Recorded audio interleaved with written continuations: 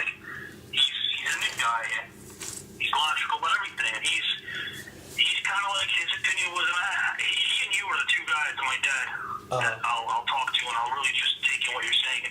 He said to me, he's like, you know what? He goes, in all honesty, there's no guarantee. As much as he loves the guy, he's like, there's no guarantee that Porzingis will not be an injury-free player. And I threw my 2 cents in and said, I kind of agree, and here's why.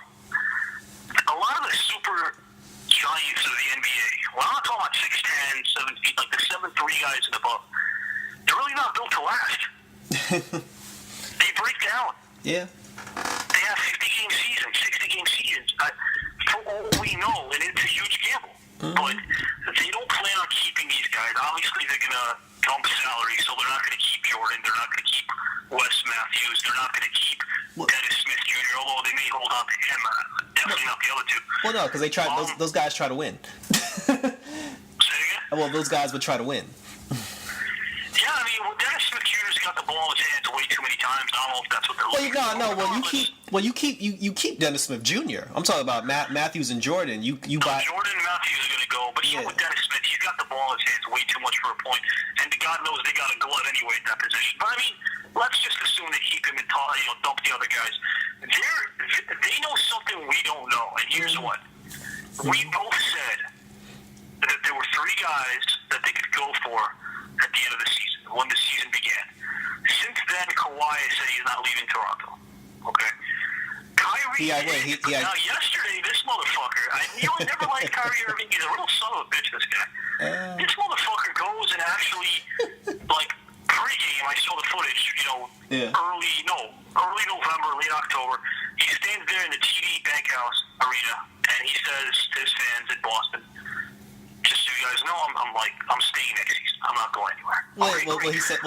You brought up the Anthony Davis thing. If you're going to put yourself out there. Well, he said, if you'll have me. Yeah, like, I'm not saying that you owe anything to anyone. In a sense, loyalty should suggest that you do. But in today's, if people want to use the business card, which I hate, it's still a sport, fine, let them use it. But if you're going to go out, like, out of your way and actually tell the fans I'm not going anywhere, then you're a fucking prick if you do. You're a fucking prick who deserves to get hurt every fucking year and never give any fan the opportunity to see you play because you're suffering in pain to the point where you can't even make it to the arena on crutches. That's what you fucking deserve. So fuck you, Kyrie Irving. Wow. How the hell do you get in there in the fucking arena and actually, like, in front of 30,000, 20,000 fans say, hey, guess what, guys? I know this, rumorville tells you that I might be leaving next summer, but guess what? I'm a Celtic. I'm going to stay a Celtic. And then you tell some beat reporter 2 days ago that you got to look out for your family first, and fuck you. Fuck you. Well, he did. You know what? Go wait on line with Charles Sprewell to feed your family. I hated that comment. Well, back when Charles Sprewell said in 2005, and McHale, who was the GM, was offering him a $22 million extension for 4 years, and it wasn't enough, and his excuse was, I got to feed my family. Well, that was a douchebag. Well, guess what? Fast forward 13 years later, you may have to feed your family now. Well, that Probably not, because he still made his, but... Well, that was a douchebag move on Sprewell's part, but... Yeah, so it's Kyrie Irving's move. You just stand in front of... Nobody, that's the thing. Like, if you're going to make a choice to stay, commit. No one forced you to do that. It was his choice to grab the mic and say, I'm not leaving. Yes. And now you're actually... But in his tiny defense, he did actually say, "I'd like to stay in Boston if you'll have me," and I guess he feels like they'd rather not have him. No. Everyone clapped and applauded. He knows the fans want him. He knows that he's welcome. He knows that. No, I ain't talking about the fans. I ain't talking about the fans. I'm talking about his team. The team. Yeah, you've been getting into it with the guys. I mean, but going out there, if you're Kyrie Irving and going out there and using the word leader, he's used it a lot of times this year. But, I need to lead this team and lead that team. Fuck you, because you're not a leader. He's the. If you want to lead a team, you don't abandon ship when shit goes sour for a week or for 2 weeks. Or like, fuck that. That's bullshit. He's the LeBron of the Celtics. Again, this goes to show you that it's not just our generation. I truly feel that we are upsetting God to the point where we are not what He created. We've let Him down so much that each generation is right when they say our generation was better, tougher, had more values. So even though maybe the generation of our fathers had more value than our generation, I could still say that ours had more value than these kids. It's like, here's a good example. Magic Johnson feuded with a lot of different teammates. Never left. Never left. Jordan got into fist fights with teammates. Never left. Yeah. Rachel Nichols. Reggie Miller. Rachel Nichols half brought his that team up. hated him. Half his team hated him. Reggie Miller, the Pacers, half of the team, even at the end, Mark Jackson being included in that list, actually hated the guy. He never left.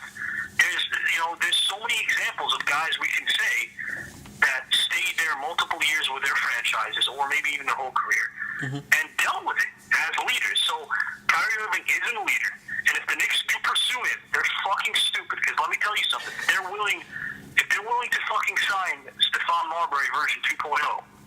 They got it with Kyrie Irving. They got it. And considering he'll be a Knick, and we all know about the Knick curse, and we all know about the Knick media who doesn't leave you alone, that will be a fucking disaster. When a douchebag like this, literally, last summer, was justified by saying, well, you know what, the whole LeBron James tussle we had about leadership and about not getting along and not finding our chemistry together and not finding our groove. I get it, because there's been a lot of players who've accused LeBron of being a stat-hungry, egocentric bastard. You get it? So I tended to side with Kyrie more. Yeah. Then you started hearing him on, well, this is second year as a Celtic. Last year, so I'm talking about a year and a half. Then you started hearing him on Around the Horn, not Around the Horn. I forget the talk show on ESPN. The one that Skip Bayless used to be on, Cold Pizza. He said cold pizza. First take? Yeah, I'm really old school. You mean first take? That's what happens when you've had your cable cut for 6 years. Yeah. First take. First take. He said cold pizza. He came across as a bit of a douchebag there, just in terms of how he carried himself. I remember the way he talked to Max was like, fuck him. But, again, let's take personal feelings about how he conducts himself out of the equation and assume that he'll be a good teammate. The Celtics go on an incredible run, which I doubt, I could be wrong, or which I doubt that they can actually replicate this year. Yeah. And they did it without him and Hayward, who were supposed to be their top two punch. Both were hurt. They ran the team better with Rozier. And you might say, well, still, they weren't as deep. I get it. But for that sustained playoff run, they had so much chemistry that it makes you wonder, even if they're not going to keep the same playoff roster they had last year because of lack of depth for a full season, are they still better without Kyrie Irving? So I give him even more of a benefit. Now, my answer early on this season was no, they're not better. So he suits up, he gives that commitment early on to the Celtics in front of 20,000 people at TD. On the microphone says, you guys got nothing to worry about. I'm going to be a Celtic next year. He didn't say that. Fast forward to now. And he has a couple of squabbles with teammates. And all of a sudden he changes his tune and says, I got to think about my family first. Fuck you, Kyrie Irving. But I mean, he said that they asked him about free agency, and he said, "Ask me in July." And then he said, at the end of the day, I'm going to do what's best for me. I don't owe anybody shit. Well, but okay?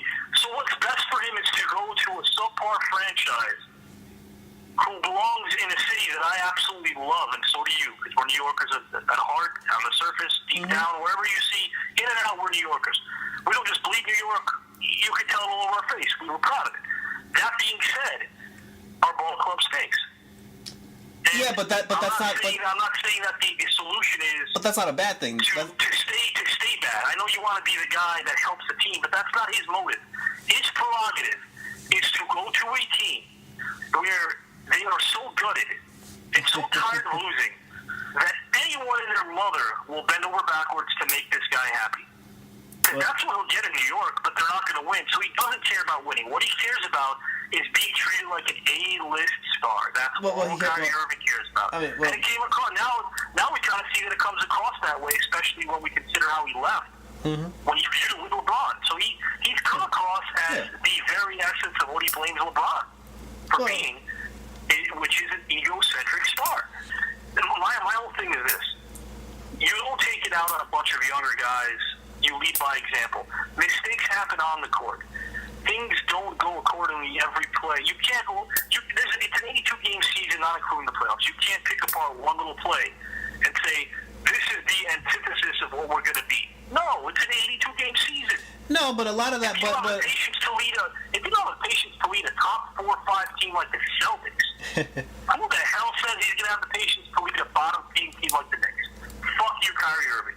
Well, I agree with you, but a small part of why the team is a little dysfunctional, a small part of that also has to do with the young players, because they are carrying around the attitude of, well, we did this last year, so we don't want to make any changes this year. And I guess that's... They're not doing that. You and I just talked the other day about how humble Tatum is, about how humble Rozier is, about how humble... Brown and Rozier haven't been very... Jaylen Brown and Rozier haven't been very humble. They're actually... I mean, the one humble person in the equation actually is Tatum. I mean, Brown... Brown, when I say humble, I don't mean behind the scenes. I mean, when you look at the structure that was made up from that playoff nucleus last year, and you look at them on the court, they not only put Kyrie Irving first and cater to him, they don't mind that he goes off every now and then. But to take it out of proportion and to blame your team of young players when you just came off a bad experience with LeBron and you were complaining about him, it isn't really a good look that the last 2 franchises, if you're Kyrie Irving, and you include the Celtics into the mix, the last 2 franchises you leave, you have a reputation of being someone who didn't get along with his teammates on both occasions. One with a veteran guy like LeBron, and the other occasion was what's going on now in Boston with younger players. All of a sudden, you're expected to be someone who's supposed to be looked upon as a savior? Again, only in New York. It goes to show you that the curse does exist when it comes to the Knicks. Phil Jackson's gone. They're still making mistakes. It'll haunt them for years. It's the Ewing curse. Well, I don't think they're making, as of right now, this moment, they're not making any mistakes. I mean, we can't talk about free agency. Transition to the Porzingis thing. I mean, well, hold on for a second. Hold on based on the trade that happened. Hold on for a second. Based on the trade. Wait, but hold on for a second, because we can't talk about free agency until July comes. But what? Not said because we can't talk about we can't just assume that Kyrie's going to go to New York. We can't talk about that we can't discuss that until July comes. So no, I wasn't talking. When I say that this is a threat, look, I was saying that realistically the Knicks. You have to understand something. I'm not saying he'll be a Knick. I'm saying the Knicks it's all connected. The Knicks made their trade so that they can cut half of their roster, including the expiring contracts of DeAndre Jordan and Wes Matthews this summer, to go after someone of a caliber of Kyrie Irving. He made it known that they're going to go, if he's available, they're going to go after him and Kevin Durant. Now, in all honesty, I probably think they might get one if they're even fortunate to get either, because I don't know if any player ultimately will want to join that disenfranchised franchise. Hold on. But why do you say that though? Why do I say what? Because that's been the thing that's been surfacing through the air, and I don't agree with that statement. What? As of right now, this moment, why do you consider them a dysfunctional franchise? Why? Yes. Let's see. Okay, so right now, if you have a girlfriend, wife, or fiance that cooks and it tries different types of meals every day, and every type of meal comes out smelling, tasting, and looking like shit, guess what? When she tells you that she'll try some other type of food that she hasn't cooked for you before, chances are that too will come out looking, smelling, looking, and tasting like shit.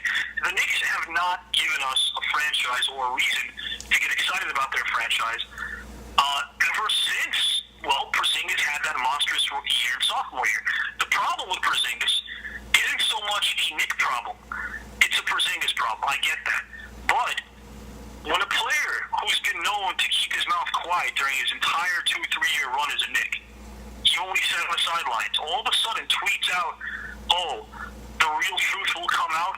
This isn't Joel Embiid, who's been known to live on Twitter. This is a guy who stayed relatively quiet for the past couple of years, and even he has been bitten by the New York jinx bug of,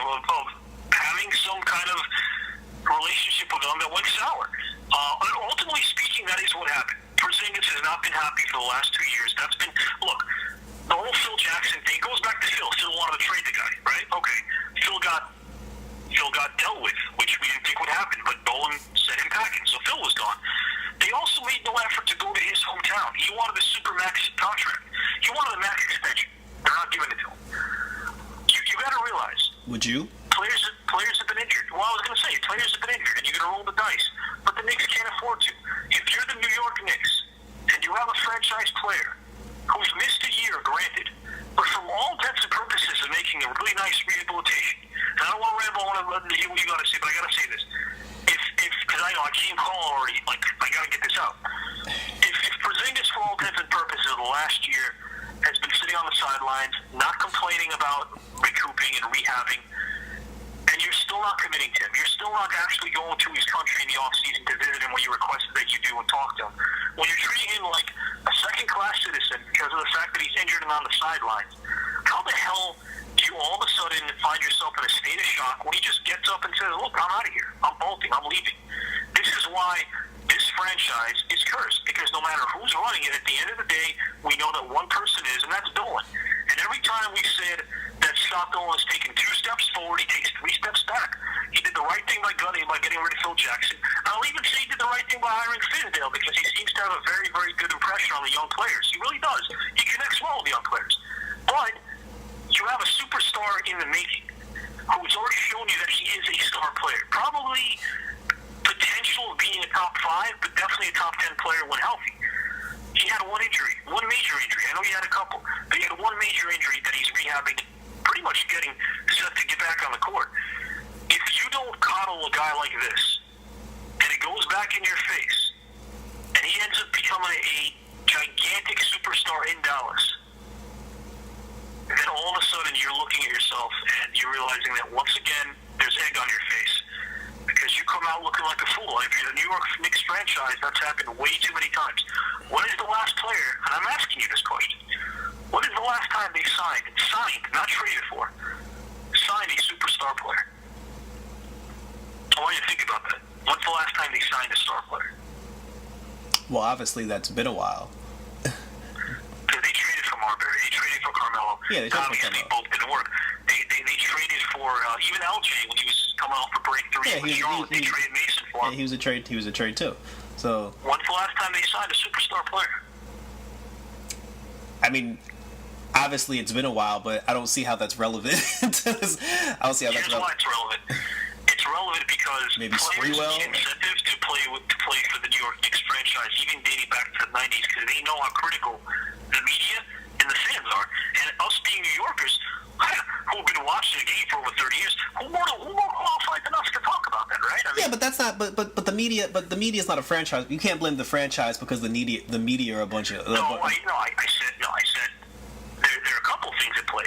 It's the media, obviously, and it's the fact that when you're playing for an owner like Scott Dolan, who likes to always be hands-on, despite the fact that he claims he's not.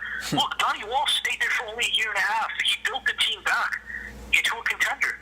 And then he leaves. And Donnie Walsh is a New Yorker. Yeah, he's been more associated with the Pacers his whole career, but he's a New Yorker. He wanted to be back in his hometown, help the Knicks out. For a while he did in 2012 and 2013 when they were making a run.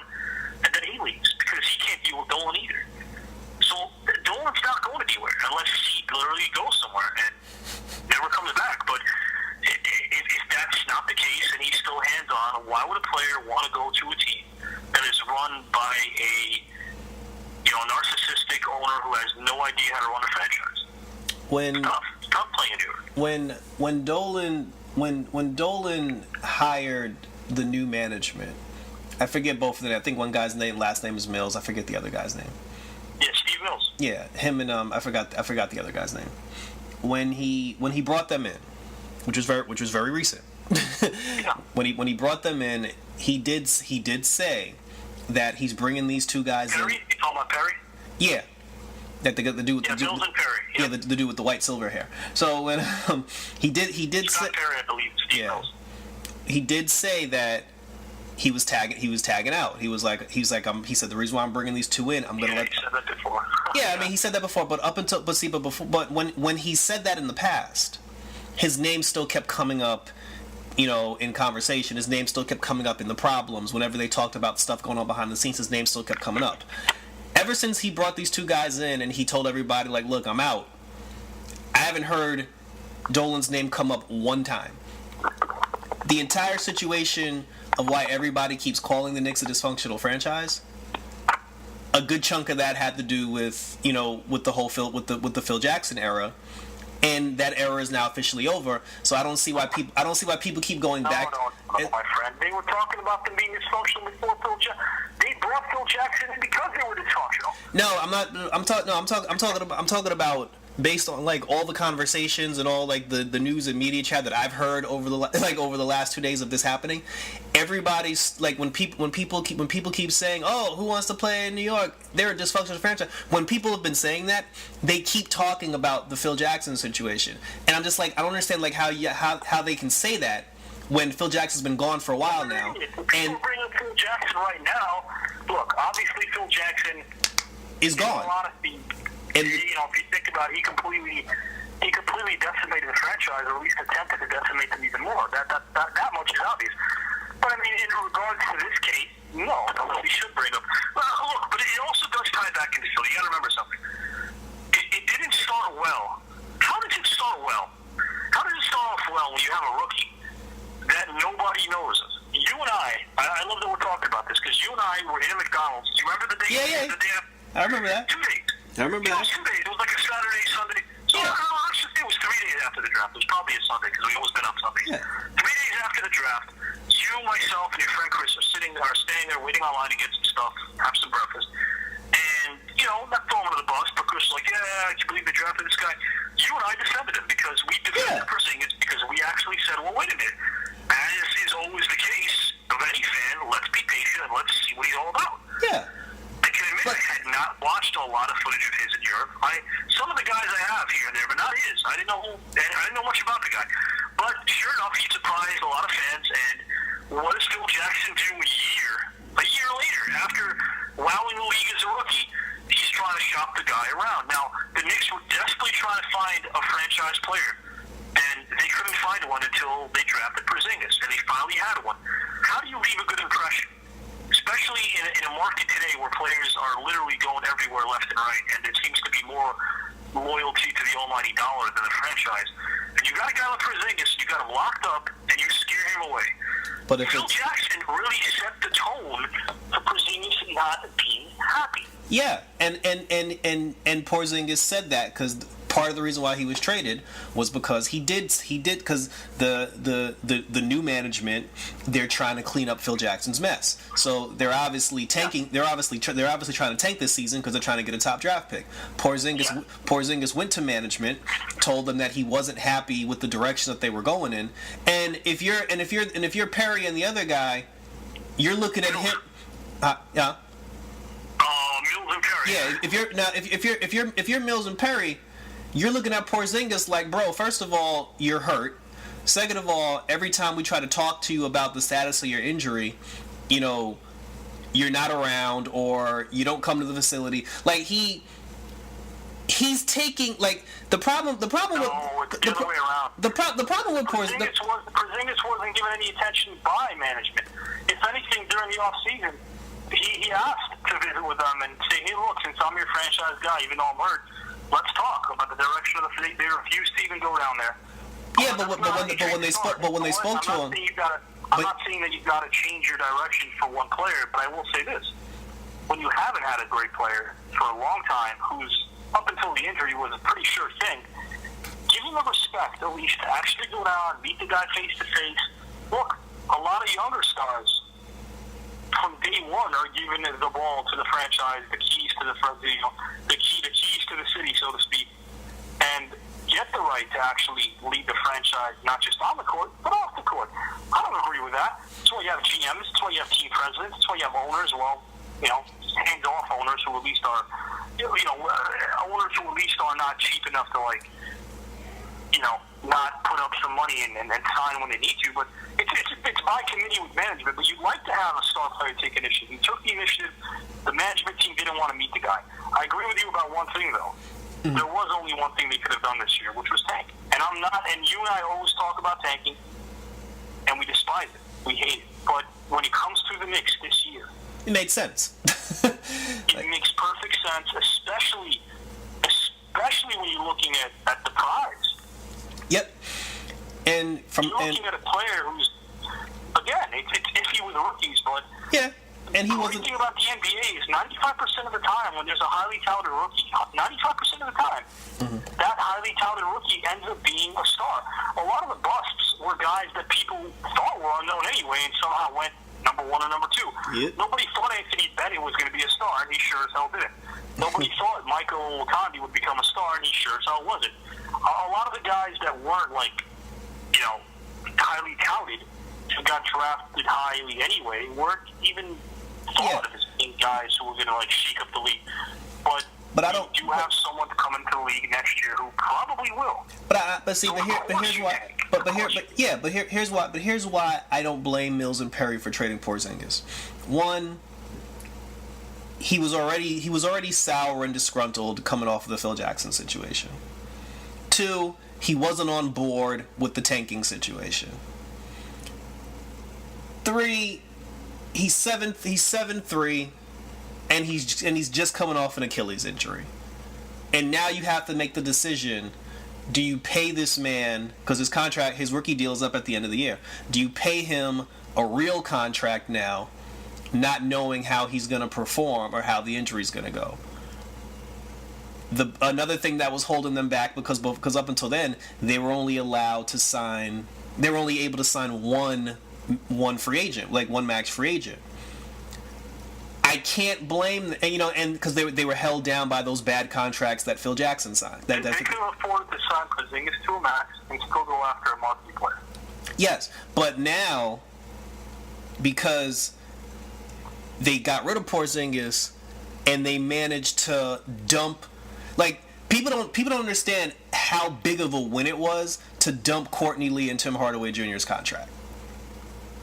They got rid of. And now we're going to winter, but you got to remember something. When you're dumping a star franchise player, getting rid of other players for a means of a salary dump is secondary. What's primary is making sure that when you're getting rid of your star player, that there's a very good reason for doing so. And remember, Porzingis could still make a full recovery. Yeah, he could, but they didn't. I said through it. A lot of the super giants who are 7'2" and above have usually not played to their full potential based on injuries, based on but he could. Other things that happen to big players. That being said, Porzingis is a different style of player. We don't have a crystal ball. We'll only be able to tell in a couple of years whether or not this was the right move. What I'm saying, though, is it's not so much that they should have traded him, especially when he said, look, I want out. Mm-hmm. My issue wasn't the trade. My issue was the fact that Porzingis would not have been in a position to force their hand had he been treated with some respect. And whether that's in the form of a contract, which could be looked upon as a gamble, I agree, or whether it's just something as simple as meeting the guy in the off-season when he requested it 3 or 4 times to his agent and he did it. Kind of lets the guy know that you're not in his immediate plan. And by the way, he was already duped once by Phil. So it's happening twice. And the way I look at it, he makes a full recovery. Makes them look like they have egg on their face because he's a franchise player. And it's not just on the offensive end. Rarely will you find a guy that can do what he does on the floor on the defensive end as well. But here's why I don't agree. The one thing that you said that I don't agree with. I don't agree that the Knicks have egg on their face if he makes a full recovery. Because again, he makes a full recovery and gets back into his old form and he improves his game even more. He takes it to even more higher heights. They'll land with egg on their face because, again, you got to remember something. The Knicks, with a healthy Porzingis, who keeps improving every year, which he has. Last year he kind of took a bit of a nosedive. But you're looking at a guy who he improves every single year the way he has been for the most part. If the injury bug doesn't catch him and he's healthy year in, year out, you're able to build around him. But that's a lot. That's a lot of. Hired gun this summer. But you just said it's Kevin Durant, whether it's Kyrie Irving. Again, it's a lot of ifs. You're looking at players who have a lot more. You just said like 5 ifs. A lot more expectations than he does. People say, "Oh, his expectations was, he didn't want them to tank." I get that because he's a competitor. But Kyrie Irving, Kevin Durant, these are guys that are expected to win, and you better believe that they have no problem abandoning New York either. And then you're left with nothing. Porzingis literally wanted and loved the fact that he was drafted from within. It's almost like a homegrown draft pick. He was drafted by the Knicks. willing to take a gamble on him, and it turned out to serve him for the best. It never usually doesn't work out when you hire a bunch of hired guns and say, yeah, make this a winner. It just doesn't happen that way. No, but when you were talking about him making a recovery, you just said if like 5 times. And if you're the new management, I cannot give him this contract with all these ifs on the table. And what about Kyrie Irving? I mean, look, people said the same thing about him. Will he make a recovery? Kyrie Irving has been injured more times in his short career. Well, he's injured now. Than Porzingis has been. But he's injured now. But again, you can't fault the Knicks for Irving. Well, not just now. The guy missed almost all of last season. Yeah, but you can't. He missed almost 2 complete seasons in Cleveland. That's already 3.5 seasons of his 7-year career in the NBA. Yeah, but you can't hold that. He spent on the injury list. But you can't hold that against anybody until they actually try to. Now, once they try to sign Kyrie Irving, so we can't assume that Porzingis will make a full recovery. No, we can't assume that either. But because Porzingis' situation is 50-50, I get why they chose to cut him versus keep him. And my thing is, though, they're clearly targeting 2 guys who have been, Durant less than Irving, but who have also been injured throughout their careers. Durant had that major injury in OKC. You remember in 2013? Yeah, he's been good since then. I mean, but we don't know that. You saying Durant won't get injured or miss the whole season next year or miss 50 or 60 games? Saying that is, to me, it's as much speculatory as speculating that Porzingis. No, I said he's been good since that injury. Right, but we don't know what happens tomorrow. Yeah, but that's what any. If you already have a 5-star meal in front of you. If you've got a prime rib, a great steak, whatever it is that you like. Filet mignon, if you're into that kind of stuff. I'm not.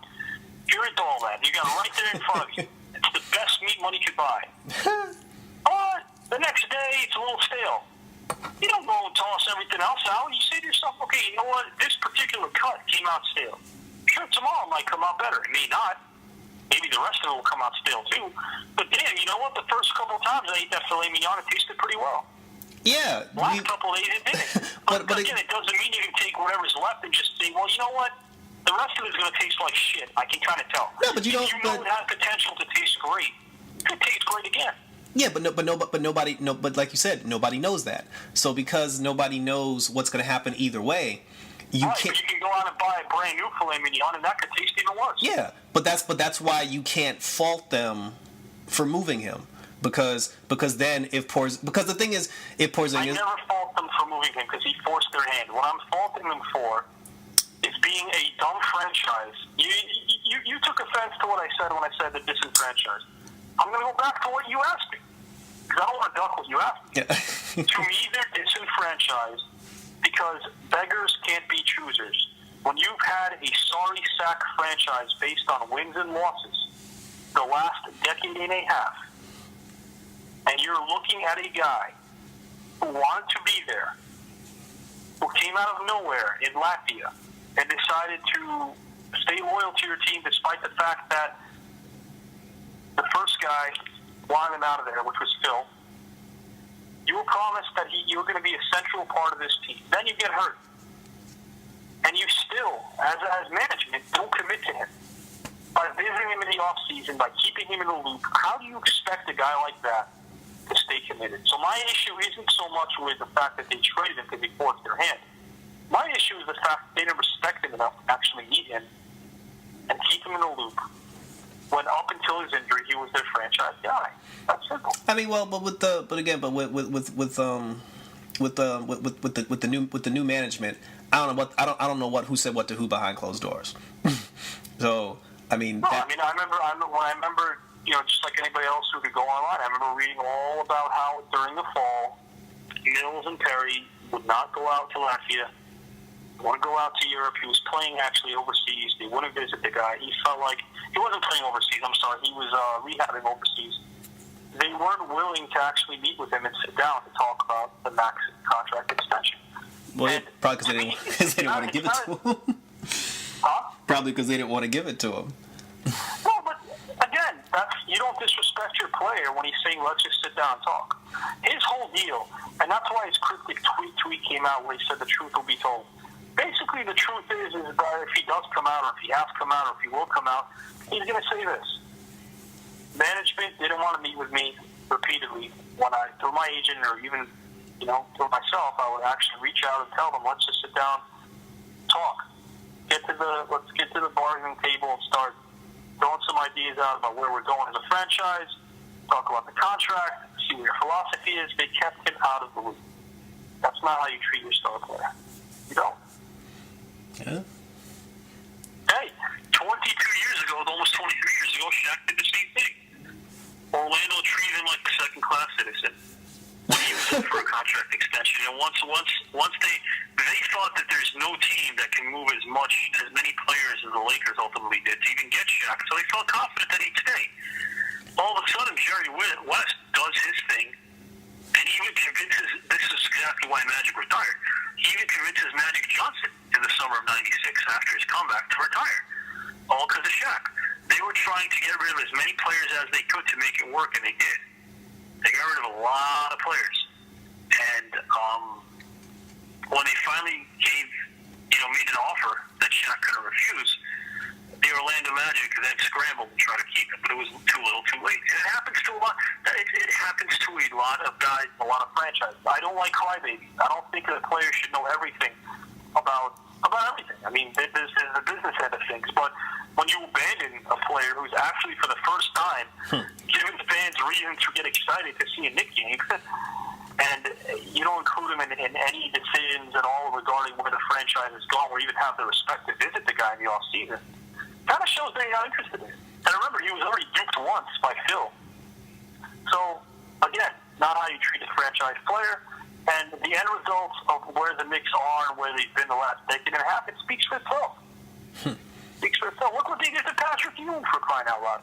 Ewing said to the Knicks, I have a couple more years left in me. I want to retire a Knick. He didn't want to leave. Ewing didn't want out. Oh no, how they treated him was bad, but that was so long ago. What I'm saying is, I'm giving you numerous examples already. Yeah, but a lot of them are old examples, and I said in the beginning, I'm talking about people are saying this about the two new guys. Okay, here's a more recent example, Donnie Walsh. No, I'm not talking about recent old examples. Sprints out of there and goes, I'd rather retire than actually help this. I'm not talking about recent old examples. What I'm saying is over the last. I give you an example from 3 years ago, and I give you an example from what I'm saying.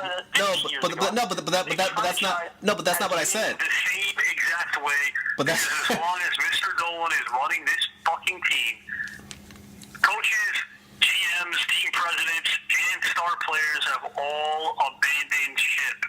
But that's not what I said. What I said was, as of right now, as of the last 24 hours, the two new guys that are trying to clean up all the mistakes of the past. They're not trying to clean up jack shit. They're trying to take the season, that's the easiest job in the world. Their job, and they screwed that up. Their job was to make an injured player that they had was considered a franchise player happy. So you think moving Courtney Lee and Tim Hardaway Jr. was screwing things up? You think getting two? No, I think losing Kristaps is screwing things up. You think getting 2 first-round draft picks from Dallas is screwing up? The fact that they could potentially get the Knicks could actually get 3 number 1 draft picks in this upcoming draft. It's screwing it up considering the fact that they're gambling on the fact that you're talking about Kristaps being a little over-under for you. What's a bigger gamble in your opinion? Because I'll tell you what mine is. A bigger gamble isn't so much keeping Porzingis and hoping he makes a full recovery, which, by the way, he already kind of has. People are already kind of giving good notes to the Knicks saying, hey, this guy's ready to go. Or, in my opinion, a bigger gamble would be getting all of these guys who have contracts that are going to expire because you feel like you can make a run at 1 or 2 superstar franchise guys. A, you may not get one of those 2 superstar franchise guys because for all we know they might stay or go elsewhere. Or B, if you get them, may end up being a worst-case scenario. And the worst-case scenario is, for whatever reason, whether it's not clicking with players, fans, coaches, media, they may not be a fit as well. You had a perfect fit. You had a guy who wanted to be there. You had a guy who said, make me your franchise player. He had one injury that was major. The rest, he came back, he never missed the whole season until last year. One major injury. You don't throw a guy under the bus after one major injury. You don't. Here's especially when you've been losing as much as the Knicks have. Here's why I don't think that was this is why I don't think this was the bigger gamble. First of all, everybody is seriously undervaluing the fact that the Knicks got Dennis Smith Jr. Oh, please. Give me a fucking break. Dennis Smith Jr. is already... Are you going to let me finish? The guy hasn't even wiped my ass yet. Are you going to let me... He's already acting like he's a franchise guy. In Dallas, he wouldn't play ball because of the fact that he wasn't treated like their star player. Didn't you just give a speech on like that's not how you treat players? What? But didn't you just got finished talking about how management should treat players? No, it's a big difference because Dennis Smith Jr. was actually treated with respect, and they actually told Dennis Smith Jr. acclimate yourself with some of the younger guys. He chose not to do so, and guess what happened to Dennis Smith Jr.? Sat on the sidelines. Sometimes with phantom injuries because he wouldn't play ball. He wouldn't listen to Rick Carlisle, who's been there since think about it. The longest tenured coach after Popovich is Carlisle. Then it's Spoelstra. But the guy, he wouldn't listen to Carlisle. He wouldn't get along with players. This guy got so... Talk about a cancer on a team. Oh, wow. Instead of embracing the fact that Doncic comes on and does wonderful things for this franchise as a rookie, the guy is disenfranchised, doesn't want to make friends, doesn't want to lead by example, doesn't want to take one for the team, and he's 20 years old. He can't even buy a drink. Okay, all right. So Kristaps Porzingis was named an All-Star last year. Kristaps Porzingis was actually a guy that for 3 years surprised the whole league by becoming one of the best players that anyone had ever seen for his size, that being 7'3". He did things with the basketball defensively and offensively that a lot of people hadn't seen yet until one major injury, that put him on the sidelines. Now you tell me in this short resume of Dennis Smith Jr. and Kristaps Porzingis, who's made more of an impact in this league so far? I mean, well, that's not fair to say because Porzingis has played longer. Dennis Smith Jr. barely played 1 year. When you've been in the league for 2 years and you already are coming out as a cancer on your team in the locker room, that says a lot about you. You've only been in the league 2 years. Not that you should ever be a cancer on your team, but you've been in the league for 2 years and you're throwing your weight around. And when you do get on the floor, the guy was born with Velcro on his palm. The guy doesn't know how to pass the ball. The ball is stuck to his fingertips every time he gets it. And the Knicks have already had plenty of shoot first point guards anyway. Ever since he came back from the injury, he's had great assist numbers. Shit, he had a triple-double in the Garden the other night. Yeah, but again, just like you talked about Aldridge the other day, we're going to talk about 1 or 2 games. For the most part, Dennis Smith Jr. has been a me-first point guard and has done nothing in the 2 years that he's been in this league other than give management and teammates headaches. So no, you don't look at Dennis Smith Jr. as the reason you do this. You don't. Well, I didn't say he was the reason, but I'm like, let me finish.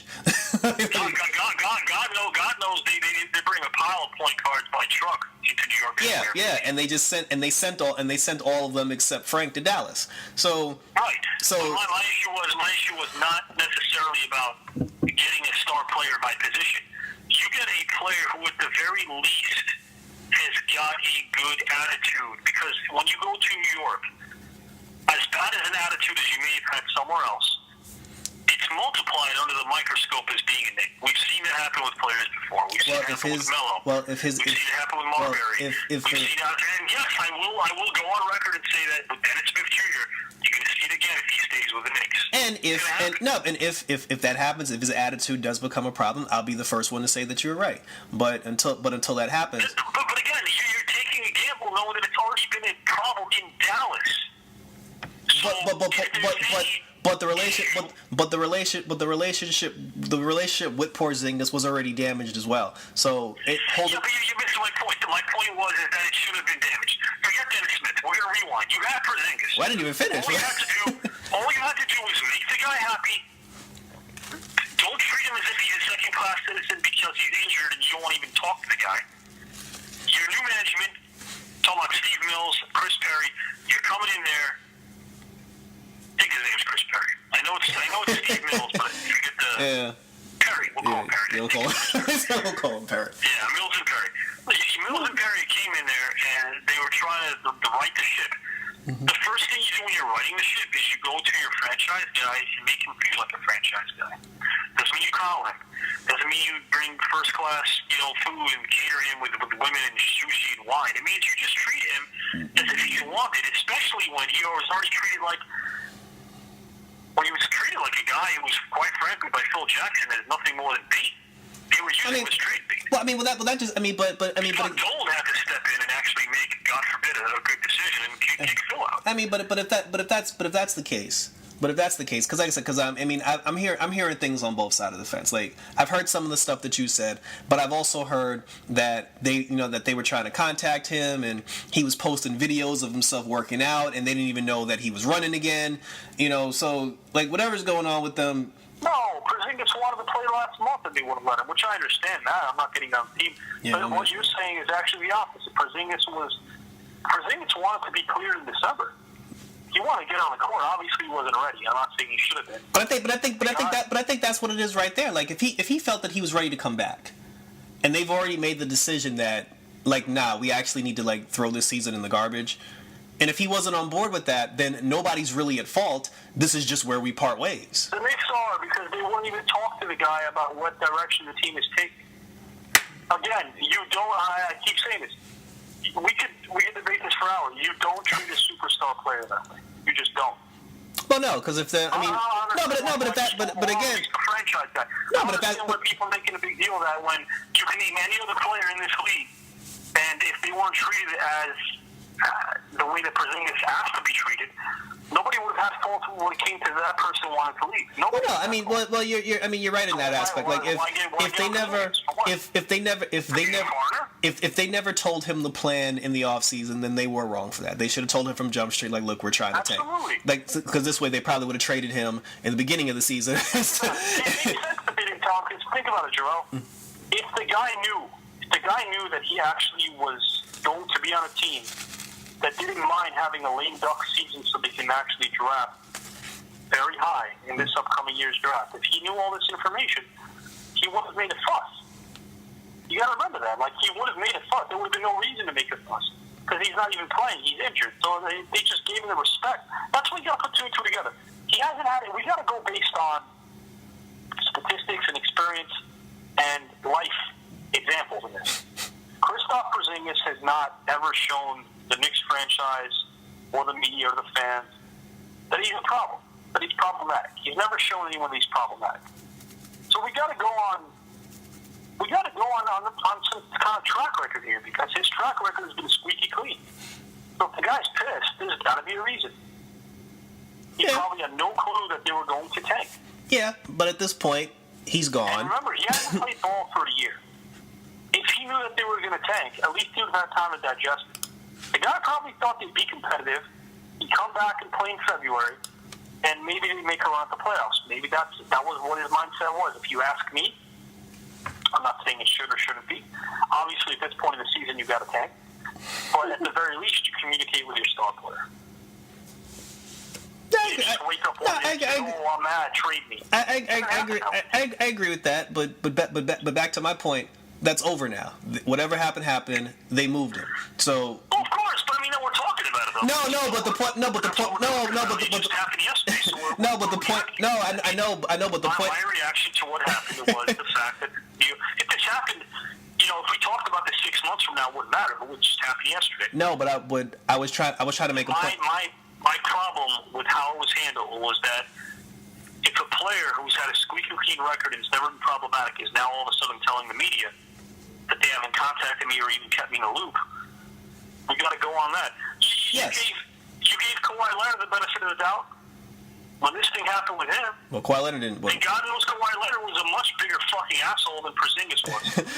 The problem with Kawhi was, like, he didn't say shit. Kawhi Leonard was a fucking douchebag last year. Yeah. You have Tony Parker and Manu Ginobili telling him, please, whatever you're going through with this franchise, whatever you're going through with management or Pop or whoever it is, or if it's a number of reasons, or the medical staff, whatever it is, we need you come playoff time. Once playoffs are over, abandon ship, no problem, go somewhere else. Guy didn't want to hear it.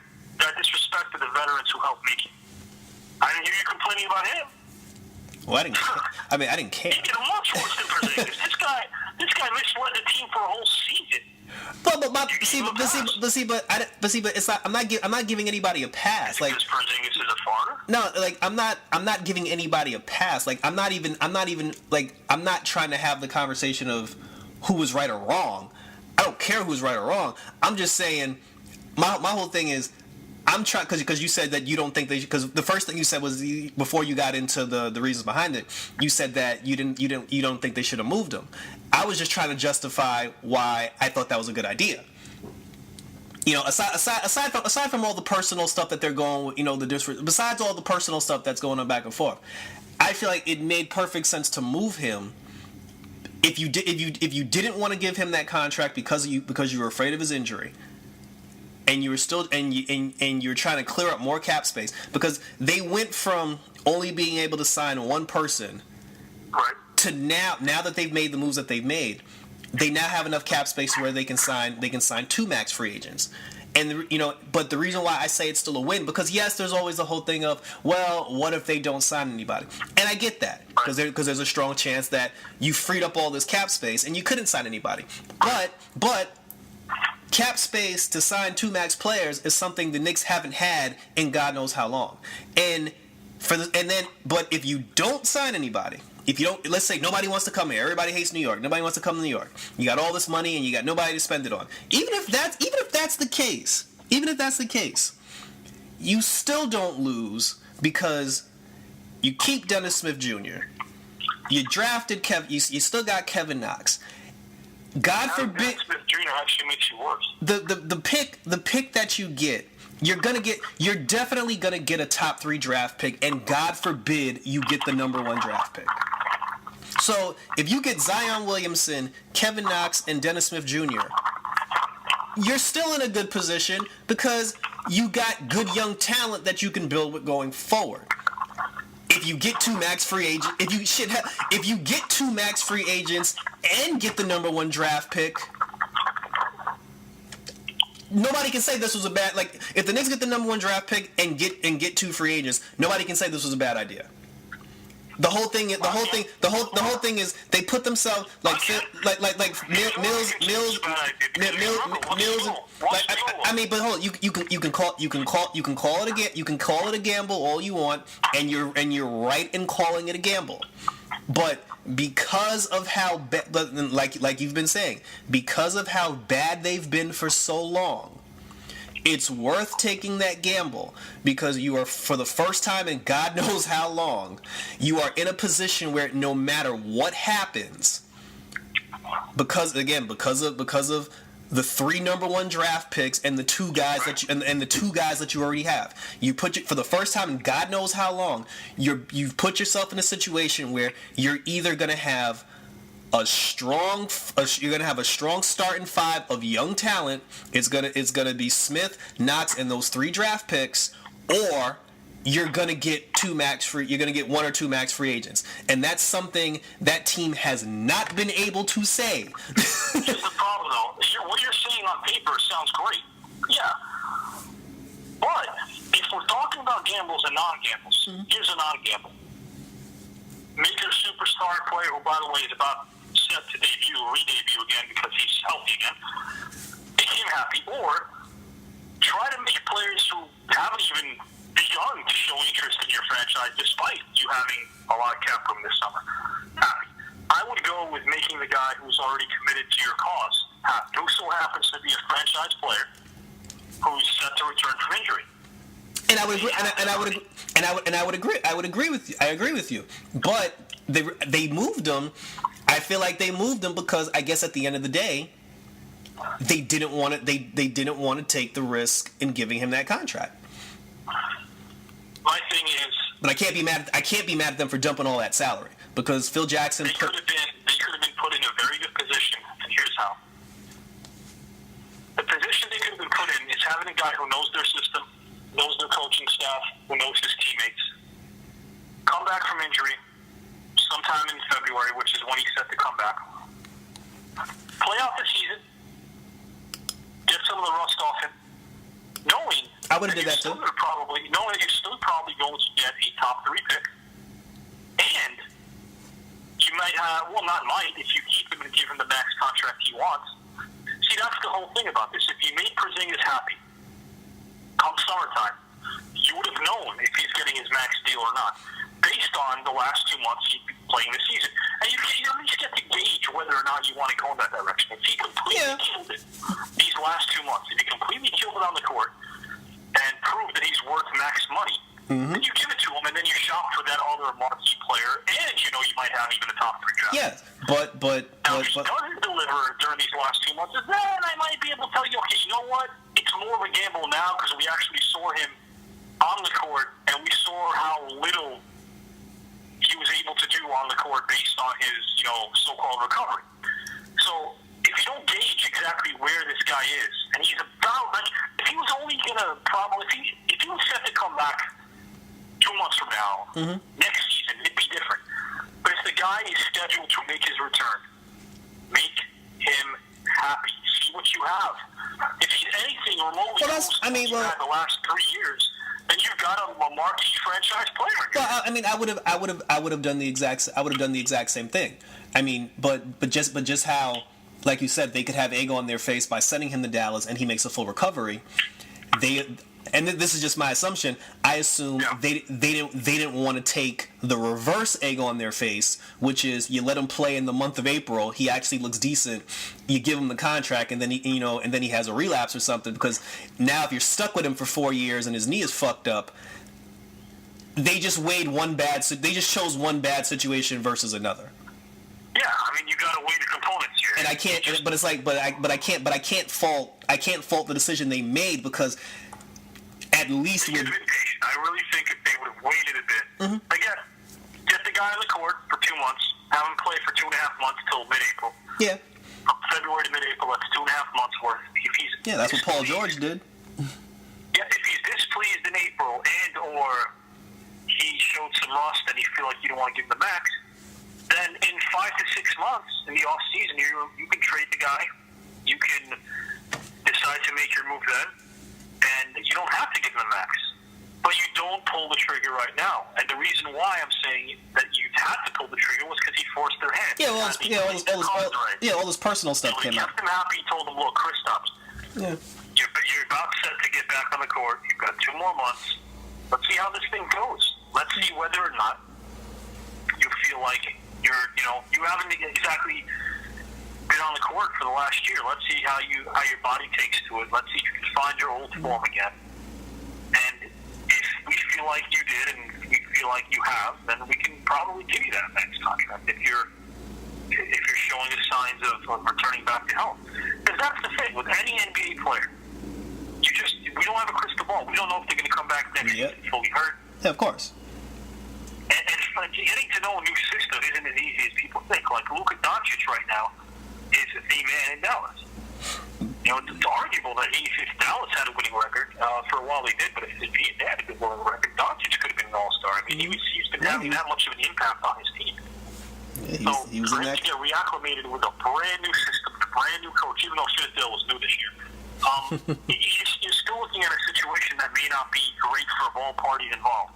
Because 2 out of 3 of the players that the Knicks got in this trade won't be around. Hell no. Come July. Well, they're only going to keep Dennis Smith Jr. But so that's why patience should have been a virtue in this case. But getting 2 first-round draft picks from Dallas who are going to be lottery teams. Well, look, it is a situation we just talked about the other day. Here's a guy who I agree 100% with what you said. Should not have announced it. You should have made it public, and you're right. I completely agree with you. Yeah, that was a bad But one. at the very least, this is a guy who's saying I'm finishing up my season with New Orleans. Believe me, the Knicks would not have had to twist Porzingis' arm to tell him follow suit with what Davis did. Let's play it out, see how you recover the last couple of months of the season, and we'll move forward. He could have. He just chose not to. Yeah, and I hope the decision to not again, was just like, it's his injury. I just hope it was based on the injury, because if their whole thing was, we'd rather, because we're 50-50 on his injury, we'd rather take the chance and move him and free up all this cap space and try to get somebody else, versus giving him the money and it doesn't work out. But if you're in a position where you might have the number one, or at the very least one of the top 3 draft picks, and then you're getting 2 first-round draft picks that are going to be lottery picks, and then you still got Kevin Knox, you still got Dennis Smith Jr., and hell, you got the money to sign 2 people, I can't call that a loss. I can't say that was a bad move. I mean, is it a gamble? Is it a gamble? Yeah. Is it a gamble? Yes. But it's a safe gamble, because if you don't get free agents, you still got the young guys and the picks. I can't say that. I cannot look at them and say that was a bad move. And I like Porzingis. Look, there are 2 examples I can think of when I was younger that I want to bring up. One of them turned out to benefit the team. The other one turned out to benefit the player. Hakeem Olajuwon. People forget this, that before 93-94, Hakeem Olajuwon went through a couple of years where he was actually problematic. A lot of people don't like to think of Olajuwon now, where he was, thought as quiet. Yeah, and like in the early part of his career, he was kind of a douchebag. Yeah, he was. He was a little testy. He was a little testy. He was testy. He not only got into fights and off the court issues, but he was holding his team up a lot. Mm-hmm. They stuck with it, and they kept, I won't say coddling him, but they kept. Once Ralph Sampson got injured and ended his career, they shipped him to Golden State, and then little by little his career ended. But once they realized that Sampson was too risky of an injury, they put the ball in Olajuwon's hand, and they said, "You're going to carry the franchise." But for a few years, as you said, he was acting like a douchebag. So they still waited it out, and one year he just got it. And I'll give you extreme examples, because Porzingis hasn't even reached any kind of level of douchebagginess. But Olajuwon did, and they said, "Look, we're going to ride it out with you." And they did. They got some pieces around him that he actually wanted. He wanted a guy like Kenny Smith, Vernon Maxwell when he was still sane. Got all these pieces that were actually beneficial to him, because he needed guys, even back then when the game wasn't just constructed on a perimeter style play, he needed some guys to kick the ball back to. Plus, it actually accentuated his strengths, because he's a great passer. He's always been a great passer. So he wanted to get, he didn't just want to hit a guy for an open 3 because he was a 7-foot center who was getting doubled. The guy actually liked and knew how to pass the ball. He was very good at it. So they finally built the right team around him, and then now we look back, and everything's rosy, and you look back at his career, and we kind of, people like you and I that remember him being a douchebag, not many people do, believe it or not. Not people bring it up, because we look at it through rose-colored lenses. Yeah. Because he won 2 championships. Now, the other example of that goes, the other way, south, is Grant Hill. Grant Hill was a guy that the Orlando Magic franchise kept being patient with year after year. You talking about Orlando? Right. Yeah. Because the Olajuwon example turned out to be almost movie-like. Definitely a happy ending. Mm-hmm. I helped the franchise with 2 championships. Yeah, he finished his last year in Toronto, but it's not because he had a falling out with Houston the way Ewing did with New York. Mm-hmm. He had a great career in Houston, gave him 2 championships.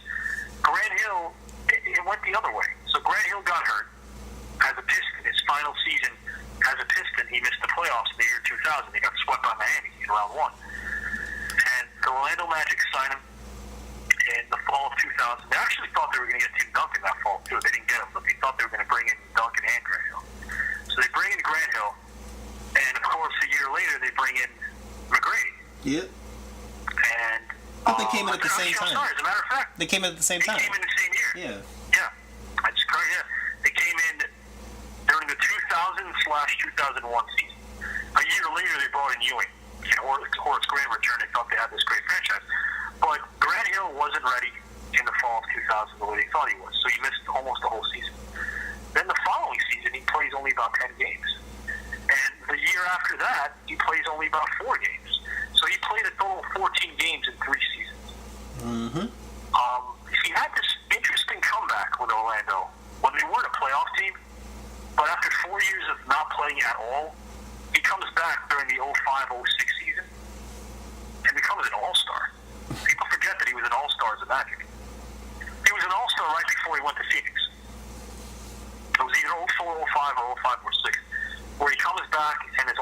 comeback player of the year, unofficially, because it's not an award anymore. It used to be. And he becomes an all-star. They actually, the coaches made him an all-star that year. But it still didn't work out. Orlando was obviously injured. Orlando was depleted of talent. He could never be that guy that McGrady needed by his side. McGrady struggled as a result. Mm-hmm. So I don't blame McGrady as much as other people do, because McGrady signed on to Orlando thinking that he had... he's going to get Grant Hill. Yeah, a lot of capable talent there, and it just didn't work out. The Ewing experiment didn't work out either. So yeah, I mean, it didn't work out. So my point is this: we don't have a crystal ball. The Porzingis thing could turn out the way the Olajuwon injury turned out. Olajuwon was an asshole and was injured in the process from 89 to 91 and missed a lot of games, but they ended up somehow making peace, the franchise and he. All of a sudden he gets healthy, doesn't look back, never gets injured again, and they win 2 championships. You have the Grant Hill situation, where the guy was not being a douchebag to the team, and actually was still trying to make a comeback, and not just do the Jason Williams, not white chocolate, but...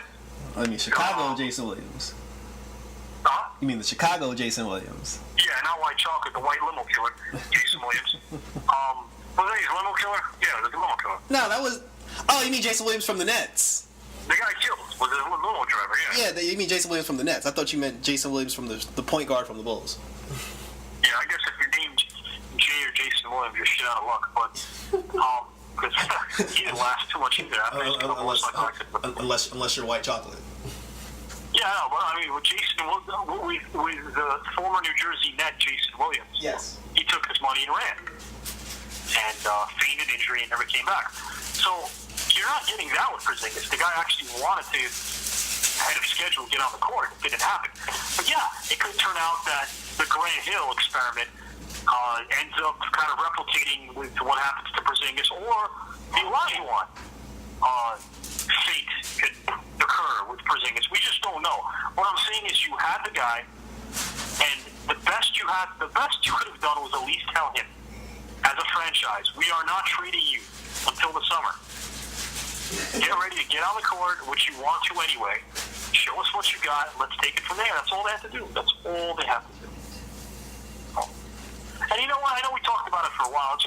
It's a touchy topic because we're Blazer fans. But at the same time, that's what makes it we funny. have a soft spot for the Knicks. We grew up in New York. Yeah. I know that's not the case, but part of it is because we've been exposed to New York Knicks basketball for better or worse. Yeah, so better and worse. It's part of our life. No, but it's funny because that's what makes this conversation like very interesting, because like you said, like we are New Yorkers, so it's not a surprise that you and I feel differently about feel differently about because like that's New York in a nutshell. Like there are people that are gonna be like, well, y'all did Porzingis wrong, and then there are gonna be people that are like, well, shit, look what we got. Look what we got. In your estimation, when healthy, do you agree that Porzingis is one of the best players this league has? Well, yeah. I mean, if he was healthy, then we wouldn't be having this conversation. I would never be in a situation where I was just like, yo, move Porzingis and bring in just to bring in other people, because then I'm just like, you don't need other people. You don't have to move him for other people, because he should be part of the quote unquote other people. If the Dennis Smith Jr. experiment doesn't work, and if they don't get the top pick in the draft, and if they're not able to bring in a marquee talent this summer, it's already going to look pretty good. Well, but even with the draft pick though, it's almost like a given that they're going to get top 3, because my philosophy has never been, even though the Knicks are trying to get out of the cap, my philosophy is never to once again get your team in debt, go all in for one guy, and pony up the cash. It's a mistake. I mean, if you look at the way the league is, they're at it. Successful teams lately. It's been through the draft. It's been through. God, I hate the whole tanking notion, but I mean, the Celtics never really tanked, and they were able to get marquee picks that they're still using. They turn them into assets. Yeah, but you're right. Philly outright tanked. We know that. No, but you're right. These are still 2 teams that built from within, and look where they are now. Yeah, but like you said, like you get better through the draft, And because of all the previous bad moves that the Knicks have made, they've never had good draft picks. They have right. Even look at the Raptors. I mean, DeRozan and Lowry didn't start with Toronto. They didn't. Yeah. Lowry played with Memphis and Houston beforehand, and DeRozan played for Orlando, but they weren't regarded as quality players. Yeah. When they came to Toronto, little by little, season by season, they ended up clicking and becoming star players. Same could be said for Giannis. Mm-hmm. Giannis was drafted, had potential. If you look at his rookie season, he didn't exactly set the league on fire. Year by year, he did. By his sophomore season, we saw something. By his third season, we saw a little bit more. And he started becoming gradually a star player. And these players that are sitting on top of the East, Oladipo, even though he got hurt when he was in Orlando Magic, he came off, I remember, one of the worst draft classes that there was, and even he wasn't a top 3 pick. Yeah, and he was in the lottery, but he wasn't a top 3 pick. Yeah, he's killing it now. Huh? And I said, and he's killing it now until he got hurt.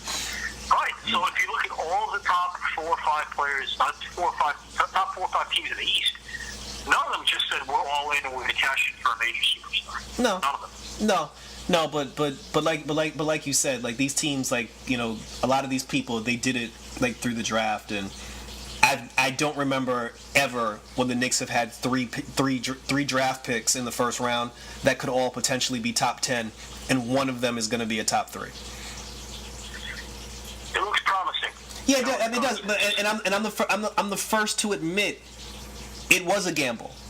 Because so you got it. So it's like you do have to do something. That's why I think, again, I hate to sound like I'm just a broken record, but it's like if they just would have let the guy finish the season out. Yeah, then it could have been different. Then you could have gauged exactly whether or not he's worth the max extension that he's looking for. Mm-hmm. I'll tell you. Whether he's back or he's not back. I'll tell you this much, though, going back to your Irving thing, because I agree with you. If I'm the Knicks, because they now have the money to sign 2 max players, if I'm the Knicks, I go after Durant and Kawhi Leonard. That's just me personally. I don't go like, because I have Dennis Smith Jr., I don't go after Kyrie Irving. You know, the Kawhi thing, I give him a lot of crap, but I feel like Kawhi is... The media obviously never helps. They never do. I think with Kawhi's issue, we always agree on that, but Kawhi's issue isn't so much that he's genetically a guy that's hard to get along with and is a franchise killer. Whatever happened in San Antonio might have just been an isolated incident with San Antonio. Meaning that I don't think he's the kind of guy that comes in and kills franchise. No. So, do I agree with you? Yes. Because, again, I don't see, I could be wrong, I don't see Leonard being as a guy who's a me-first player. I just feel like whatever happened in San Antonio was something that wasn't even out of his character. It just was, he probably has a lot of pride. I mean, what happened? Something happened there that we just don't know. Through the medical staff, and so there was some other things we don't know about. Yeah, I mean, it was very personal, and he handled it very poorly. He handled it really poorly because his feelings were hurt. It kind of ended up really retiring. I mean, what happened with him ended up retiring the Big 3. Yeah. A lot of people, Ginobili didn't retire until like September of last year. He really waited a while to think about it, and it turned out that an interview he did in December in Argentina, where he's born, they asked him if Leonard would have stayed. He goes, well, I don't know, but it would have been easier to come back had Leonard been there, because I know we would have been probably playing for another championship if Leonard was there. Mm-hmm. So, in essence, and then Tony Parker went to Charlotte, in essence, he kind of like did break the team up, knowing that they needed him. But, again, his problems ran deep with the San Antonio organization. I don't think he's the type to replicate that with another team. So, and he's still young enough, really talented enough. You got to gamble on some players, and of course, he's probably the best two-way player we have in the league. So I would go after Leonard more so than Durant or Irving, to be honest. Yeah. I mean, I wouldn't even, like I said, I wouldn't even look Irving's way. I would go after Durant and Kawhi Leonard. They said on ESPN, because there's a guy who he has the board where he figures out the money, how certain contracts and the money will work to get certain people. Oh yeah, that guy was like, he used to be a former agent or GM for a team. I'll remember. He's always on the draft. Yeah, I'll remember his name, but he said that if the Knicks, because he was just using this as an example. You got a face where he's always looking like he's kind of secretly making fun of you. That's a good call. he said he was just using this as an example. He said if the Knicks sign Kyrie Irving and sign Kevin Durant, and then they get the number 1 draft pick, he said they could package Dennis Smith Jr., Kevin Knox, and the number 1 draft pick to the Pelicans and actually get Anthony Davis. And when he said that, I was like, well, shit. Do you want a guy, though, who's not going to be happy being there? Same reason why Boston didn't draft Lonzo Ball. Because he didn't want to be there. Players that are so picky that I wouldn't. The young rookies who actually force a team's hand. If I get, you should just be grateful if they're drafted, because honestly speaking, you can help a franchise even if you don't want to be there into something special. When they want you there, and it's the NBA, which is the best and most talented place to play basketball. Who are you to kind of like? If I'm the Knicks, if I'm the Knicks, Davis, I don't think he really wants to be there, and I don't agree with that. So I just have to put that out there. I don't agree with that mentality. At the same time, Davis is more established. He has a bit more say. Yeah, but I wouldn't. Kind of a little bit more leeway. I still don't agree with it, but at the same time, he's got his sights set on playing for a team that's trying to actually like play for a championship. But I agree with you. I wouldn't do that. If I've already signed my two max free agents, then those 2 free agents, myself and Davis, are having a conversation, and I'm telling him flat out, if you're not going to sign long term, it doesn't make sense to continue this conversation. Because I'm not. Well, if you already signed your 2 max players, you're probably not going to get Anthony Davis anyway. No, but what he was saying was, if they trade the number 1 draft pick along with Dennis Smith Jr. and Kevin Knox, then they can afford to get Anthony Davis. My question to you is this, and here's a really But I wouldn't do that if he's not going to stay.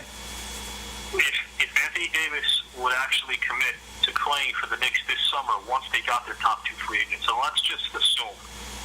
Let's hypothetically assume it's Durant and Leonard. Let's assume. Yeah. You know that Durant and Leonard are already signed with the Knicks. They're both talking to you, and you're Anthony Davis, and they're trying to convince you to come on board. Long term. But forget about you being Anthony Davis. If you're management, and you know that Davis is willing to come on board long term, but you have to get rid of Zion if you got him. Are you getting rid of Zion? And Davis said knowing that Davis is there long term, at least 3 years. If Davis is there long term, and I have Kevin Durant and Kawhi Leonard and Anthony Davis agreeing to stay with me for 3 or 4 years, yes, I move Zion Williamson. I don't do it. But it's okay. I mean, I understand what you're saying. But it's only because I'm getting longevity. I know I'm getting. Well, again, we don't know that. A player could be disenfranchised after a year and say, I want out for whatever reason. True. And if I know that I got a guy like Zion for at least 3 years based on the rookie contract that he'll get, and if I also know that I'm getting a guy who's genuinely happy, the rookies genuinely are happy to play for the team that they're drafted by, with the exception of a couple like Lonzo Ball, who had his dad running the show, and Steve Francis, who didn't want to play for Vancouver, even though he was drafted by them. And for all fucking people, Danny Ferry, who didn't want to play for the Clippers and actually played overseas 1 year, even though the Clippers drafted him. Yeah, this is true. Danny Ferry, who was a great player in Duke. I just can't. Hindsight is 2020. I can make fun of the fact that Danny Ferry held out to play for the Clippers, because who the fuck is Danny Ferry? I just can't see. I just can't. I mean, yes, I know it can happen, but I can't see a world where Anthony Davis, Kevin Durant, and Kawhi Leonard are playing together for 3 years in Madison Square Garden, and someone wants to bolt after, like somebody wants to leave after a year. Hey, it's New York, and in all seriousness, though, I mean, here's why it could happen. It could happen because of the fact that anytime you have 3 superstars playing on the same team, again, you know this because you've always been about chemistry and cohesion more so than just outright talent. Yeah, of course. Talent doesn't win championships. It just doesn't. No, of course not. But those three, cohesiveness does. But those three guys specifically, I think that's why I picked Durant and Leonard and not Durant and Irving. I think Durant and Leonard. Yes, Irving is definitely more of a young player killer. Yeah, like I felt like those guys would mesh better together. Now, if you would have asked me that same. If you would have asked me that same question with Kyrie Irving in the mix, then hell no, I don't trade Zion Williamson. But even though all three guys, even Leonard, who for the most part of his career has always been a guy who got along with everybody, for the most part, last year, when you get a chance to get a marquee player like Zion, who's coming into the league at age 19, you definitely go for it. And again, you got to lock in for 3 years. And if you've already signed two, you don't have to disagree. If you've already signed two marquee players, such as hypothetically a Leonard and a Durant, and then you add Zion to the team, you wouldn't go for Anthony. Hell no, hell no.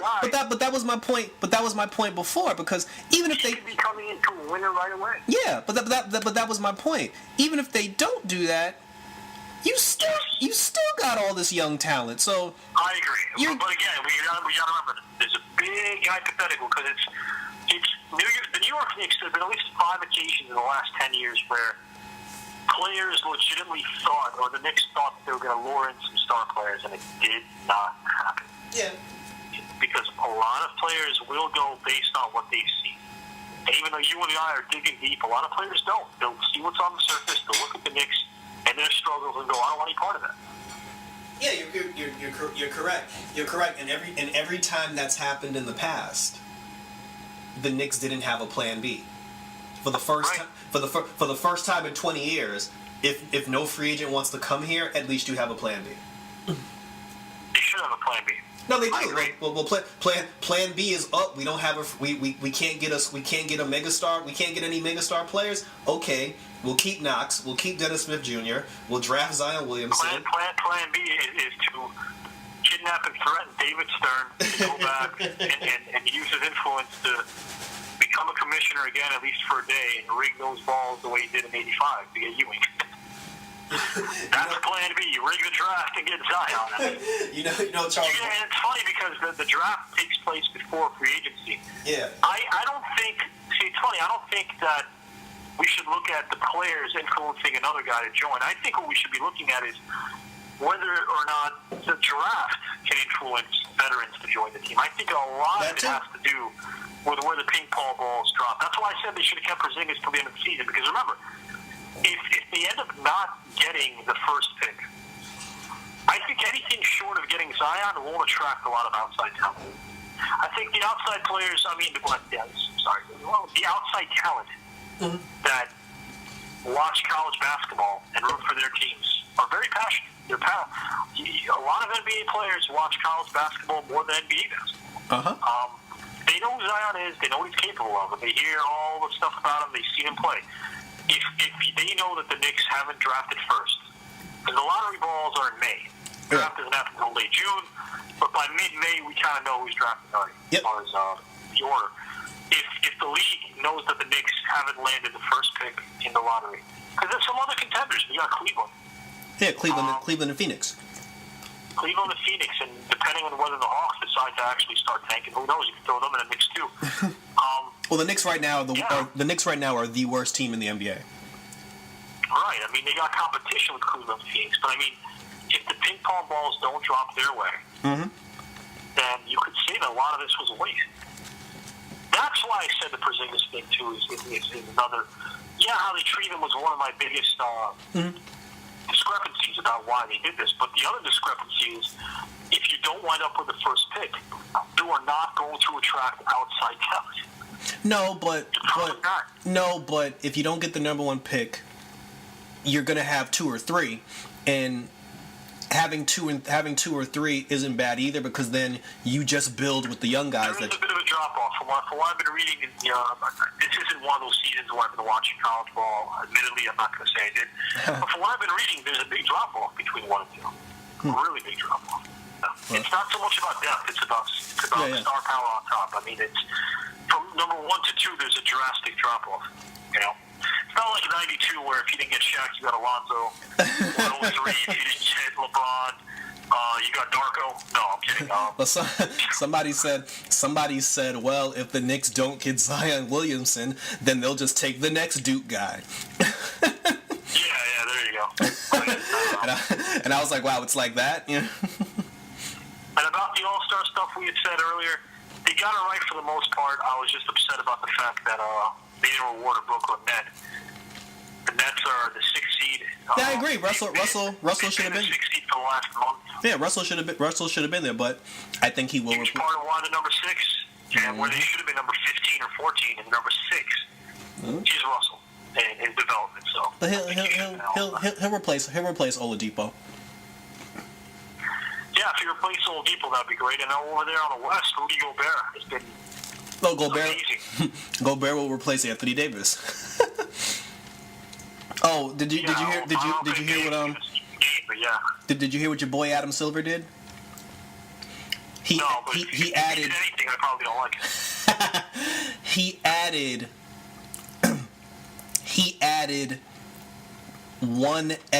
added 2 extra slots to the All-Star team.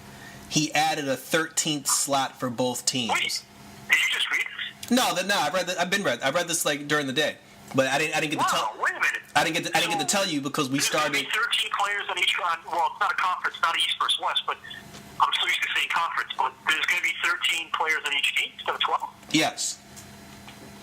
But this wasn't mentioned yesterday. No, this happened this afternoon. But so you just decided like randomly that. Here's why. It's not the 2 positions. I guess you can call it.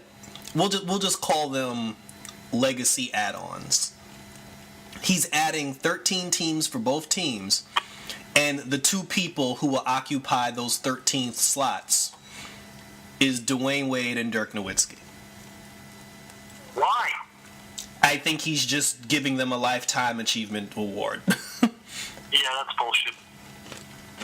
Not a fan of that. I'm a traditionalist. If you haven't had a good season, you shouldn't be in the game. For whatever reason, minutes, injuries, you being an old bastard, whatever it is. I don't even know if they're gonna. I don't even know if they're gonna play. Like. Yeah, I don't like it. I would not put Luka Doncic on the team because I'm in the camp of we have a rookie game for a reason. So I don't think rookies should get into the All-Star game. But that's just me. You have the right to your opinion. Yeah. So does that honestly mean that Tim Duncan should have been an All-Star? I didn't like that. Oh, you didn't? Okay, so I wasn't a fan of that. Actually, I think what pissed me off more with the Tim Duncan thing, I think they let him play in both games. I kind of looked that up. Yeah, I was not a fan of that because I was like, he's a rookie. I know Iverson played in both games. I remember Iverson playing both in the All-Star game and the rookie game. I remember that. In the same year? Yeah. Nah, he wasn't drafted to the All-Star team his first year. I remember he got the rookie. 96, 97. I remember he got the rookie MVP. He may not have played in the All-Star. Actually, wait, no. 97 was the 50th greatest player. No, he didn't play. Yeah, he wasn't on that team. You're right. Damn, who else would I say? It took Garnett and Kobe, like, by their second year, they were All-Stars. They both didn't deserve to be in there by their second years. But, yeah, Duncan was one of the few rookies that made the All-Star. Yeah, wasn't a fan of that. I wasn't either. LeBron didn't make the All-Star team his first season. Well, good. No. Nope. I don't know, maybe, for the West, maybe I do take DeMar DeRozan. Okay. So you have DeMar, and you have Mitchell and Gobert. Yeah. And in the East, you have Russell. Mm-hmm. Okay. Mm-hmm. And Russell. Yeah, this one. This one's tough. This one's a little tough. Yeah. So that's why I'm not a fan of. That's why, like, at this point. I would not reward Drummond because I don't think there should be 2 Pistons on it. But no, I mean, fuck Drummond. If the Pistons were in the top 5, sure. Yeah. All right, so let's see. Drummond's putting up great numbers, but again, they're not winning. So. Yeah, you already got 2 Raptors. You got 2 guys from the Bucks. You just lost some. Good for Chris Middleton, by the way. Yeah, I'm happy for Middleton. Me too. I would put Jimmy Butler in. Actually, you know what? I would here's the thing. Here's the thing. I would want to put Jimmy Butler in, but I wouldn't because of that bullshit he pulled last year. Yeah. I don't disagree with that. I actually wouldn't put Butler in. For me, it's more because he's played more games for Minnesota than Philly, but I get what you're saying. Yeah. That was some bullshit. I don't know. Maybe Dinwiddie. Who's that? Spencer Dinwiddie. Oh, 2 Nets. I mean, they are in 6th place. I mean, maybe I take. Do you have any of the Miami Heat players make it? No, I wouldn't take anybody from Miami. They are still the player. I mean, they're number 17, so. Yeah, but they're doing it all by. Started today to be a playoff team. No, but they're doing it all by committee, so one person doesn't stand out. Right. There are a couple of guys there, but I mean, you know, they make a case. Yeah. You can make a case for him. Well, shit. Like even with Charlotte, I'm like, who else in Charlotte is killing it besides Kemba Walker? I mean, obviously John Wall if he was healthy. Not Batum. Yeah, hell no, not Batum. Oh, that's a tough one. I'll probably go with Spencer Dinwiddie because I can't think of anybody else. Shit. Okay, so that's 2 players. Who's your third? What are the other teams in? What are the other teams in the East? I'll name them alphabetically, please. So for your last player that fills in that slot, anyone from the Hawks? Nah. Anyone else from Boston? No, because all their because all their players are still young. My third guy in the East, and they're not winning a lot of games, but he's been absolutely explosive, and he hasn't complained about being a bull, would be Levine. Oh, Zach Levine, good call. Because Levine is killing it this year. No, that's a good call. That's a good call. He'd be my third. I forgot about Zach Levine. I love your first 2 picks. I agree with them. Mm-hmm. I do. I wouldn't change anything. But for my third guy, it'd be Levine. He's setting a good example for some other guys. I agree with you. Actually, no. You know what? Let me. You know what? Shit, I'd even flirt with taking Nurkic. Well, so would you take Nurkic over DeRozan or Gobert or Mitchell? I may take him. And do you take Nurkic over McCollum? Yeah, I would take Nurkic over McCollum. Okay. I would have to choose between Mitchell and Gobert. I would keep DeRozan. I would keep DeRozan, and I would have to choose between Mitchell and Gobert. And Gobert, okay. Yeah. Because Nurk's been doing the job. Honorable mention for Booker. Yeah, I mean honorable mention for Booker, but it's almost like he's in that Zach Levine category, but he plays out west, so it's yeah, he's not. To get in. Coincidentally to our conversation, I'm about to watch the Knicks and Celtics play right now. Oh, they play now? Yeah, the Knicks are playing the Celtics. So I'm gonna listen. I'm gonna listen. Yeah, it starts in like 2 minutes. I'm gonna listen out for Kyrie Irving to get a standing ovation from the Garden. He's actually playing? Yeah, he's playing. You know he is. You know the moment they say his name, MSG's gonna go. Like the Garden is gonna cheer every time. They're gonna cheer every time he shoots the ball. They are. They actually are. Like this is their way of kind of like. Yeah, luring him in. I feel like Irving's the kind of player who needs them to sweeten the deal by like having the fans cheer for him. Yeah, having the fans kiss his ass. It's tampering. Well, with that being said, I'll let you go, and I hope that this conversation jinxed him and that he sucks. Well, we'll see. Oh, all right, man. All right. Yeah. Later. Later.